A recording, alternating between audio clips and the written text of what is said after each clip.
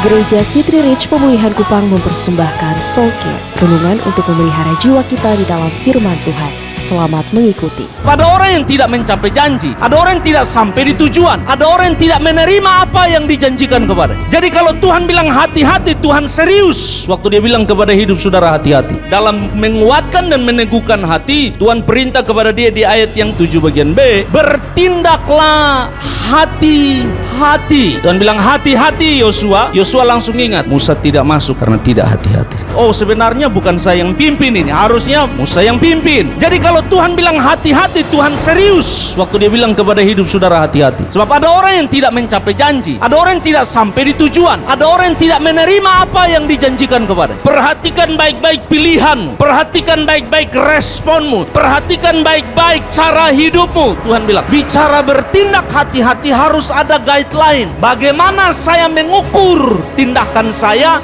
baik atau tidak baik? So kalau tidak bertindak baik, menurut siapa? Menurut orang ini baik, belum tentu menurut Tuhan baik. Makanya supaya Yosua tidak bingung, Tuhan langsung bilang, engkau bertindak hati-hati sesuai dengan seluruh hukum yang telah kuperintahkan. Bukan satu, bukan dua, bukan pilih yang engkau suka lalu buang yang lain. Tidak bisa. Seluruh hukum, sedang bicara pada konteks ini seluruh hukum Taurat. Kalau saudara dalam konteks hari ini bertindak hati-hati sesuai dengan firman Allah, jalani hidupmu dengan berani, ambil langkah dengan berani. Kalau engkau tahu itu yang Tuhan mau di hidupmu, lakukan dengan berani. Entah itu pekerjaan, entah itu bisnis, entah itu rumah tangga, entah itu pendidikan, ambil dengan berani. Tuhan menjelaskan kepada Yosua yang maksudnya tindak hati-hati itu yang mana. Janganlah engkau menyimpang ke kanan atau ke kiri, lurus jalan. Engkau harus dipagari oleh firman Allah, tidak serong, tidak coba-coba, engkau lurus